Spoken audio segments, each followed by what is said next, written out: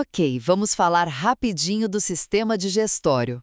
Sabe aquele pãozinho que você comeu? Como é que ele vira energia, né? Pois é, tudo culpa, quer dizer, mérito de uma super máquina que a gente tem por dentro, o sistema digestório. E ó, não é só um cano por onde a comida passa, não. É um negócio bem complexo que nos alimenta e olha que doido, afeta até o nosso humor, sabia? Então vamos ver os pontos principais. Primeiro, a jornada da comida. Bom, começa na boca, claro. Daí desce pelo esôfago, mergulha no estômago, onde toma aquele banho de ácido e enzimas, sabe? E depois vai para o palco principal, o intestino delgado. É ali que a mágica rola mesmo. Ele absorve quase tudo que a gente precisa, tem uma área enorme para isso. Aí o intestino grosso entra em cena para pegar a água que sobrou e formar o que a gente vai, bom, eliminar. Segundo, os superajudantes. Porque não é só o tubo digestivo, né?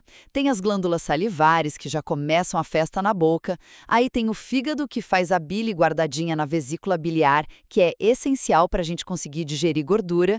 E o pâncreas. Ah, esse manda um super suco cheio de enzimas lá para o intestino delgado para quebrar proteína, gordura, carboidrato, tudo.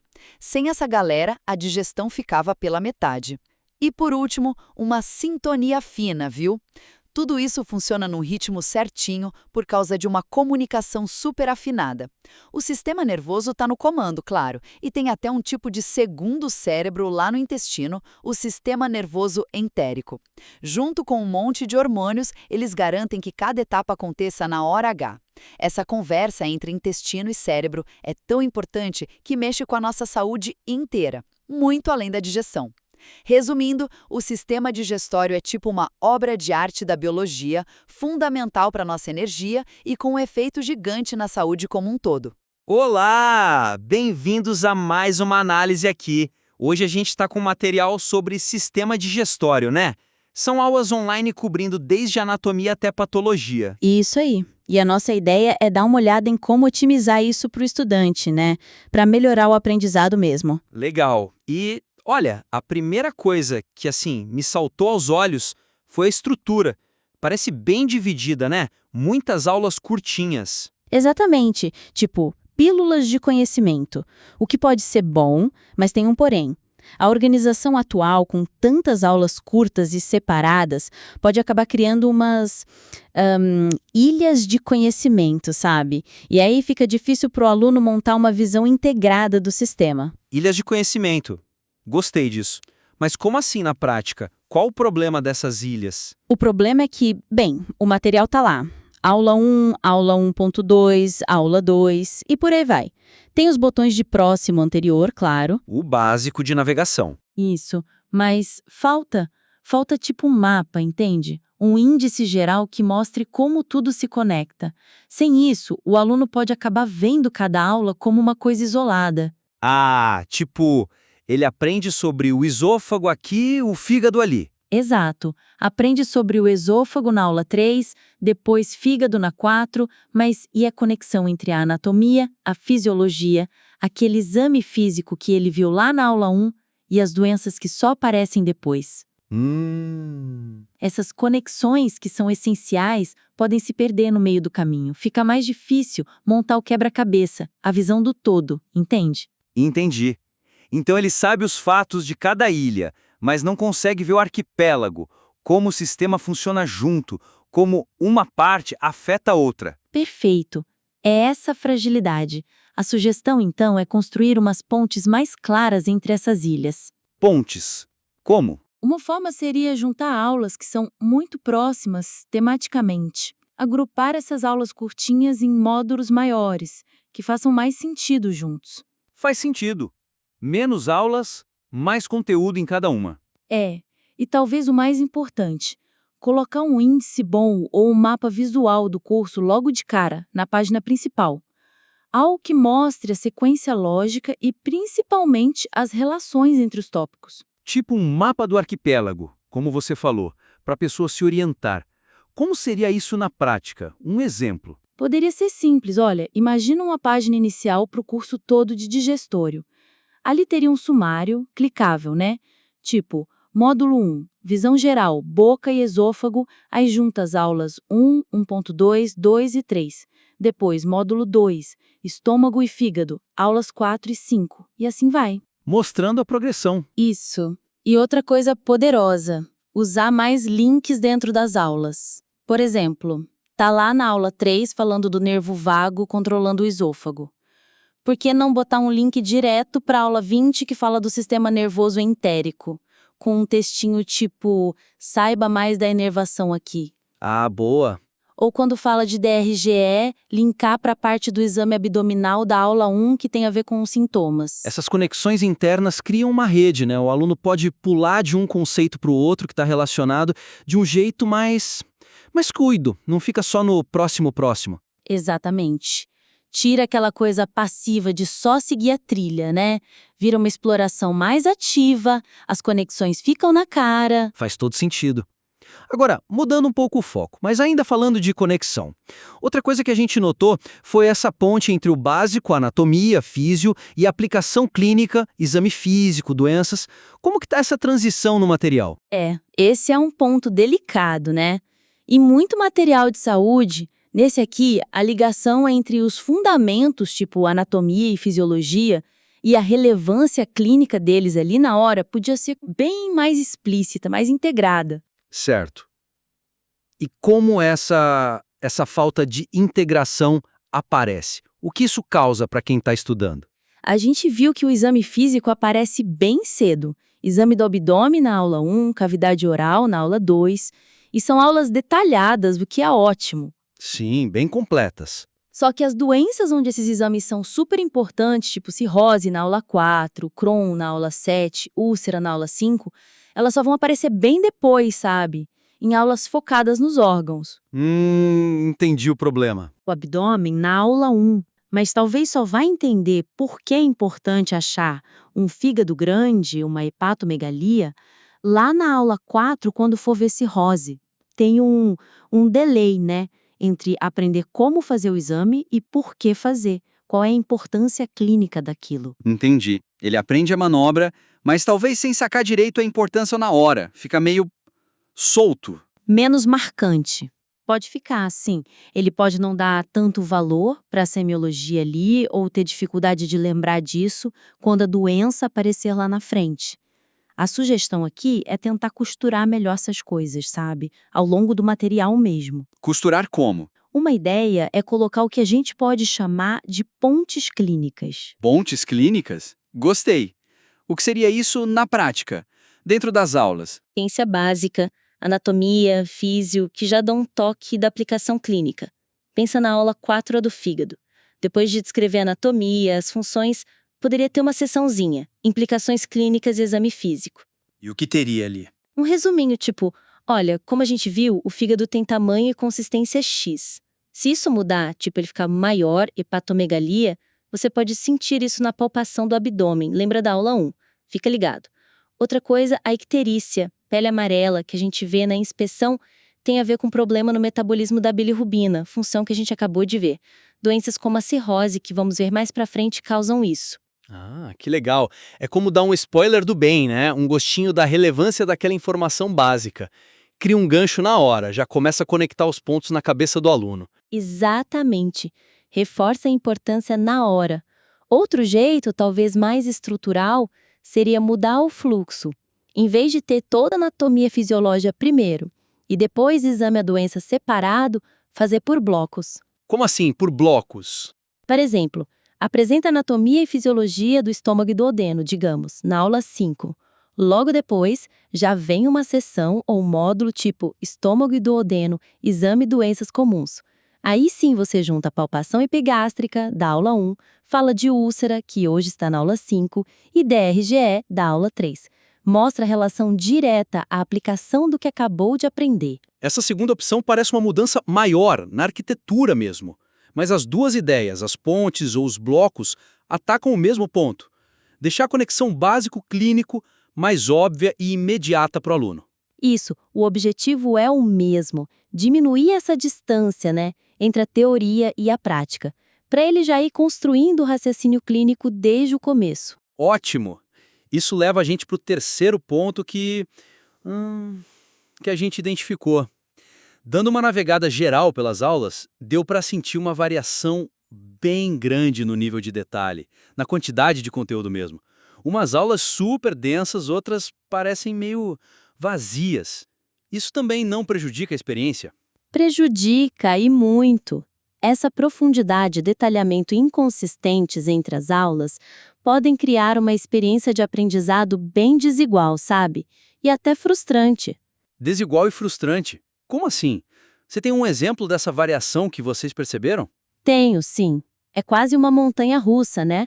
Você pega, por exemplo, a aula 1, exame abdominal, e a aula 2, exame da cavidade oral. Super detalhadas, passo a passo, ótimas, completíssimas. Essas estão boas, então. Então, mas aí o aluno clica na aula 1.3, o título promete.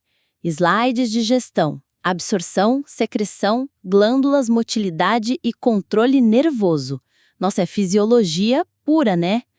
Um monte de coisa importante. Um mundo de conteúdo. Só que aí, o que ele encontra no material que a gente viu é quase nada. Talvez só os slides, sem texto, sem explicação, mínimo. A mesma coisa na aula 1.2, o título lista GLP-1, DPP-4, náuseas, vômitos, constipação, diarreia e intolerância à lactose. Tópicos super relevantes, mas o conteúdo ali também quase inexistente nas fontes que a gente recebeu. Nossa. E tem até a aula 1.11, revisão da prova, que parece só um título mesmo, sem nada dentro para revisar. Imagina a frustração do estudante. Ele vê o título, se anima para aprender aquilo e... nada. Além de frustrar, isso não deixa um buraco no aprendizado. Com certeza. Deixa buracos e quebra confiança no material, né? Se umas aulas são tão rasas, o aluno pode pensar, ué, será que o resto tá bom mesmo? Ou fica sem saber o que é importante de verdade. Complicado. Para lidar com isso, a sugestão principal é buscar mais uniformidade. Tem que rolar um padrão mínimo, sabe, de conteúdo, de detalhe, para cada tópico que vira uma aula. O que é essencial ter ali para a pessoa entender minimamente aquele assunto. Definir tipo um mínimo aceitável para cada aula. Certo. E o que fazer com as aulas que ainda não chegaram lá? Deixa quieto. Não seria o ideal. Se a aula está em construção, o mais honesto é avisar. Botar lá, opa, conteúdo em breve, ou resumo inicial. E outra coisa para pensar, será que todo tópico que está com pouco conteúdo precisa ser uma aula separada? Talvez não, né? Faz sentido. Tipo aquela parte de controle nervoso da aula 1.3. Talvez encaixasse bem na aula 20 de sistema nervoso entérico. A prioridade, acho, devia ser dar um gás nessas aulas que estão mais magrinhas hoje. Dá um gás. Boa. E pensando nessas aulas mais vazias, tipo a 1.3 ou a 12, o que concretamente poderia entrar ali para elas ficarem, digamos, no padrão? Olha, pega a aula 1.3.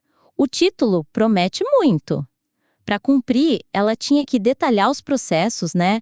Como que digere e absorve carboidrato, proteína, gordura, quais as principais secreções, enzima, ácido, muco e onde elas agem.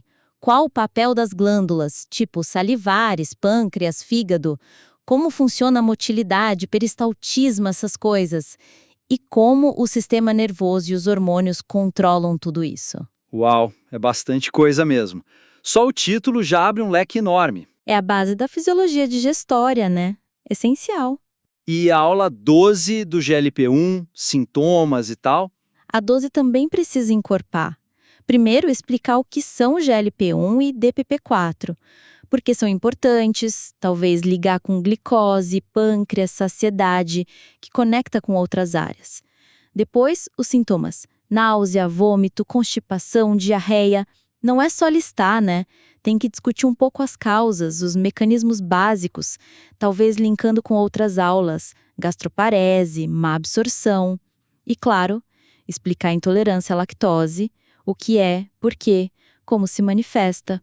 Cada item desses merece um desenvolvimento. Entendi. E aquela aula 11, a tal da revisão. Como tirar ela do zero e fazer algo útil?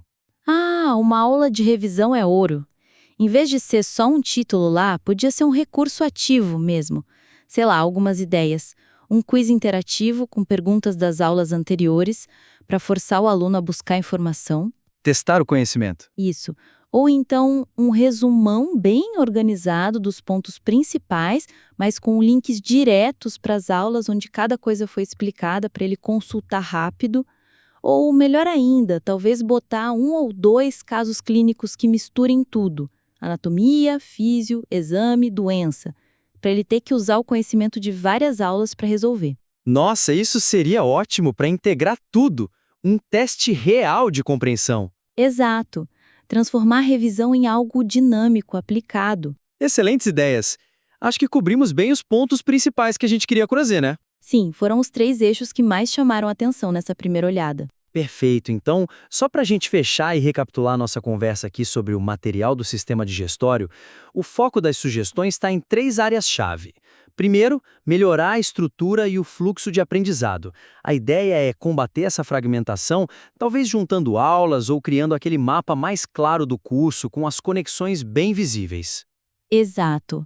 Segundo ponto, fortalecer a integração entre o básico e a clínica, seja com aquelas pontes clínicas dentro das aulas de base ou mudando a estrutura para a clínica vir logo depois da teoria relacionada. Certo. E terceiro, buscar mais uniformidade na profundidade e na consistência do conteúdo entre as aulas. Definir um padrão mínimo e, principalmente, desenvolver aquelas aulas que hoje estão mais rasas ou até vazias. Isso aí.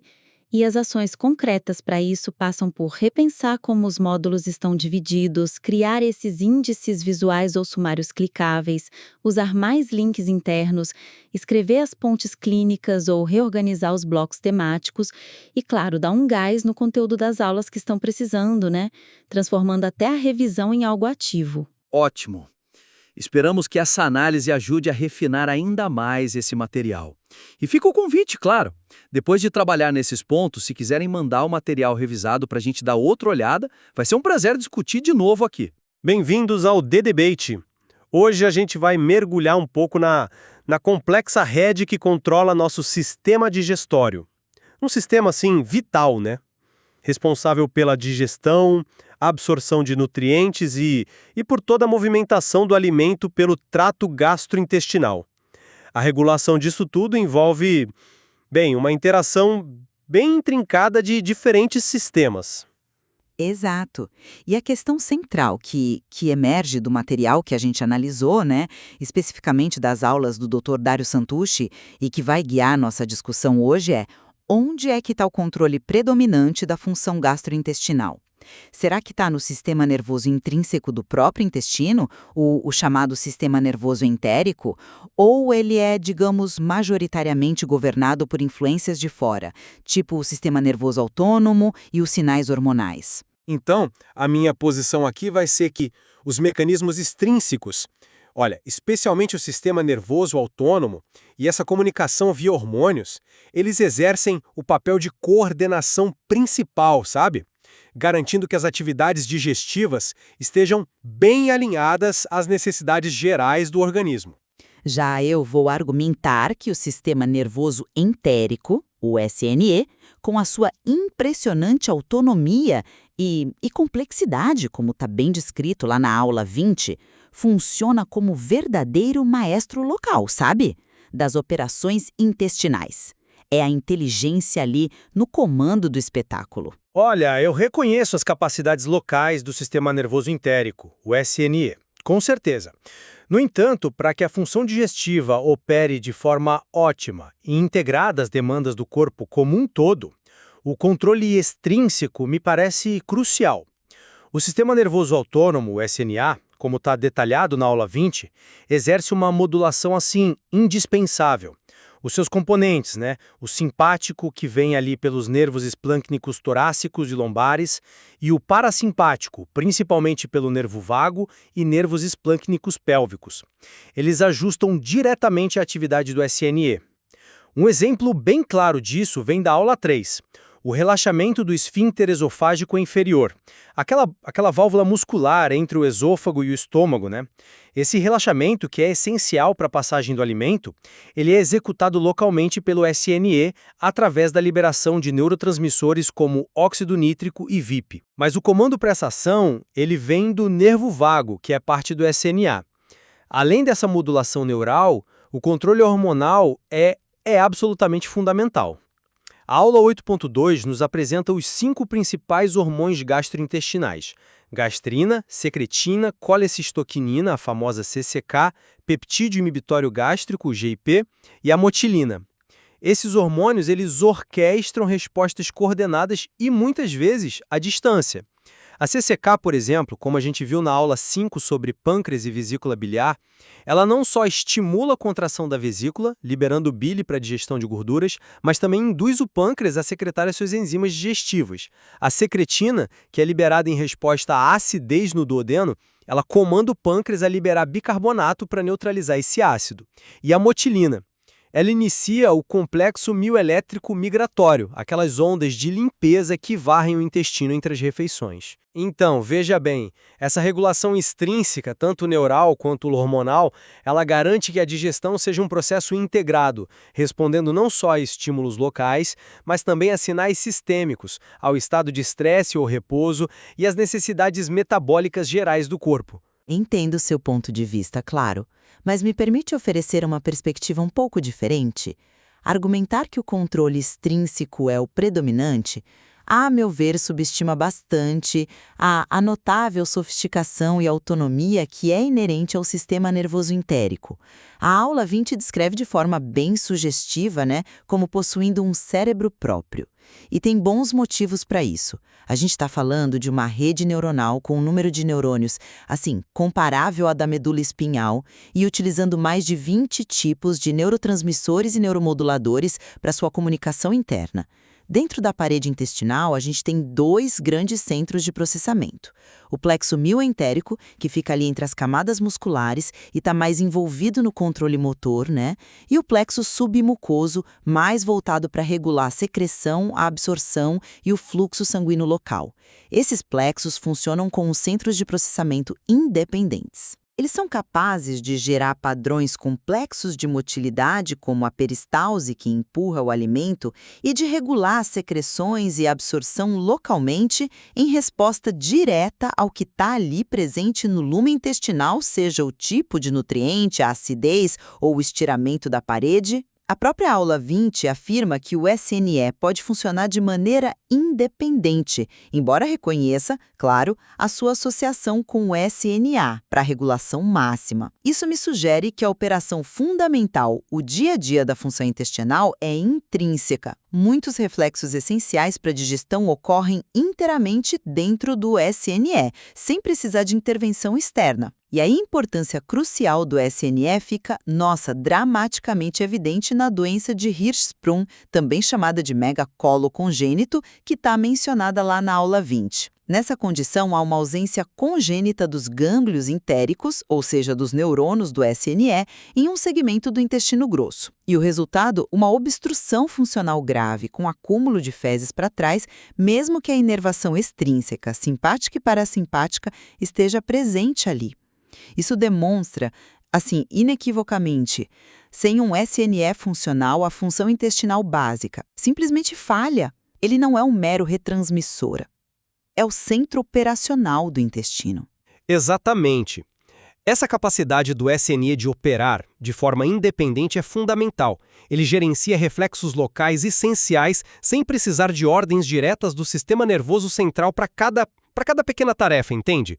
A analogia usada na aula 20, comparando o SNE a um computador terminal conectado ao computador principal, o hipotálamo e o SNA, é bastante ilustrativa. Sugere uma hierarquia funcional, onde o SNA, que é o computador local, executa as ações finais com base nas condições detectadas ali mesmo, no intestino. Claro, ele pode receber ajustes ou modulações do controle central, mas a execução detalhada, a resposta fina, o ambiente luminal, reside no intestino. É um argumento válido, sim, concordo. No entanto, a própria aula 20, ao usar essa analogia, também frisa que as conexões com o SNA são necessárias para a regulação máxima da secreção, absorção e motilidade intestinal. A palavra necessárias aqui é chave. Ela indica que, embora o SNE possa ter autonomia para funções básicas, a funcionalidade ótima, a adaptação completa às diversas condições do organismo depende dessa modulação extrínseca. O SNA ajusta a função gastrointestinal a necessidades sistêmicas de uma forma que o SNE isolado não conseguiria fazer. Pensa, por exemplo, em situações de estresse agudo, a resposta de luta ou fuga. O sistema simpático, como descrito na aula 20, com origem lá nos segmentos torácicos e lombares da medula, ele é ativado e inibe fortemente a digestão, reduz motilidade, secreção, fluxo sanguíneo para quê? Para desviar recursos para os músculos, para o cérebro, para o coração. Por outro lado, em estado de repouso, especialmente depois de uma refeição, o sistema parasimpático, principalmente via nervo vago, cuja vasta influência no esôfago, estômago, intestino delgado e parte do grosso é citada na aula 20, ele estimula ativamente a digestão. Essa capacidade de modular a atividade digestiva de acordo com o estado geral do corpo é uma prerrogativa clara do controle extrínseco. E voltando